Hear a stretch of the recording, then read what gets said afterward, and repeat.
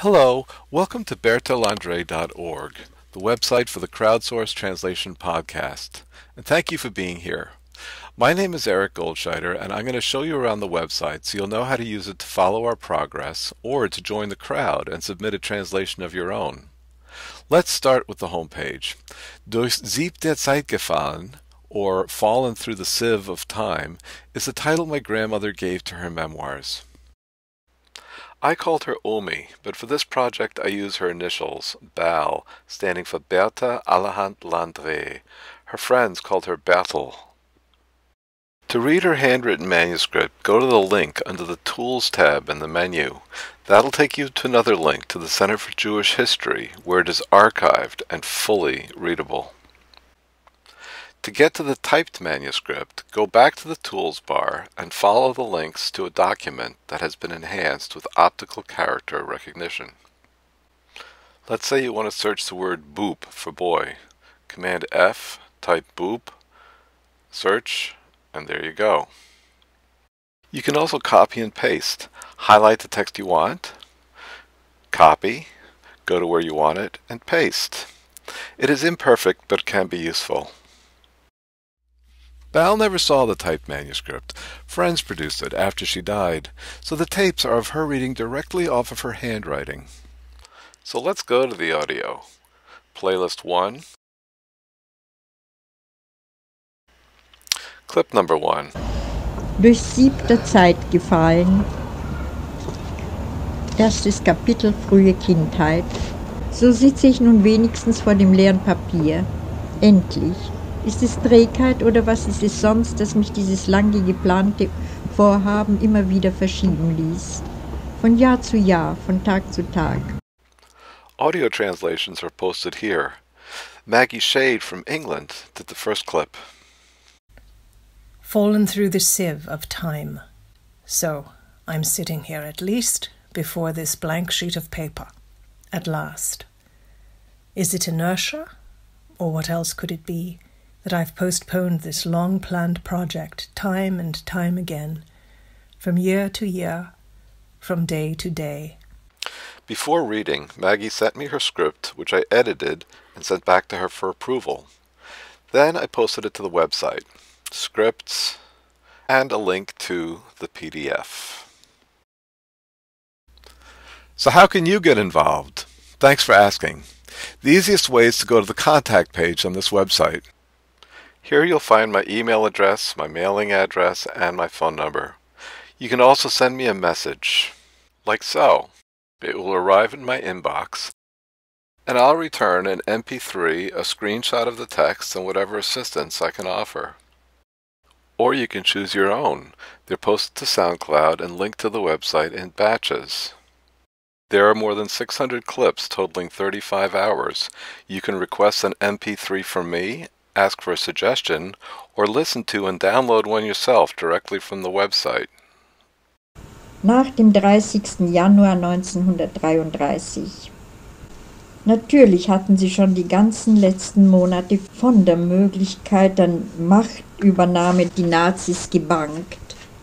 Noch stärker aber war ihre Hoffnung gewesen, dass es doch nicht dazu kommen würde. Sie waren von tiefster Sorge erfüllt. Wie würde es nun für sie, wie würde es für ganz Deutschland weitergehen? Once you have done the translation and settled on a script, it's time to record. How you record it is up to you, but here's a simple way, using a smartphone. If I click on the Easy Voice Recorder icon of my Android, it takes me here. When you're ready, touch the record button. And then hold the microphone a couple of feet from your mouth and start reading. A new chapter, after the 30th of January 1933. Of course, we had spent the last several months fearing that... When you are done, end the recording, share it at my email, and send. I'll be able to download it, save it, and take things from there. We were deeply and profoundly worried. We asked ourselves what lay ahead, for us and for all of Germany. The first blow wasn't directly at us, but at our friend Jupp Derichsweiler. Not 3 weeks had gone by when he received notice in the school where he had taught for 14 years. He was, by reason of his unsuitable attitude toward the education of children, immediately terminated. This in spite of the fact that his length of service had long since earned him tenure as a government official. He went to the central office. His superiors shrugged their shoulders apologetically. Yes, he has a reputation as a beloved and competent teacher, and on the face of it his termination was of course unlawful, he was told. But in the current situation we are powerless. While he was there, colleagues from other parts of the city arrived with similar notices, and as he was leaving he encountered even more. Soon we were hearing all around us of government officials being fired, whether it be for political reasons or because they were Jewish. Everywhere now, people were asking to see the so-called Ahnenpässe, or ancestor passports. Only those who could prove that among their 8 great-grandparents not a single one was a Jew were recognized as pure Aryans. Now, all of a sudden, nothing was more important. Please do visit the translations page to hear all the clips and new ones as they come in. As part of the crowdsourcing process, anyone can review existing scripts and send in their own reading for inclusion on the website. The Bao blog will be a running commentary on progress and a forum for discussion. Subscribe for email notification of new posts. Unsubscribe anytime with one click. If you'd like to send money, the Donate tab goes to a page with a few testimonials and a link to a GoFundMe site. No amount is too small. Thank you. When we reach the initial fundraising goal of $5,000, all donors to that point will be entered into a drawing for this quilt, hanging right behind me. That will put the project on a firm footing, technically, editorially, and logistically, as we map out the next phase. You will be supporting a blended learning resource for educators, knowledge and memory of the Shoah, and new approaches to storytelling through the digital humanities. If you would like to translate, there are a lot of clips to choose from.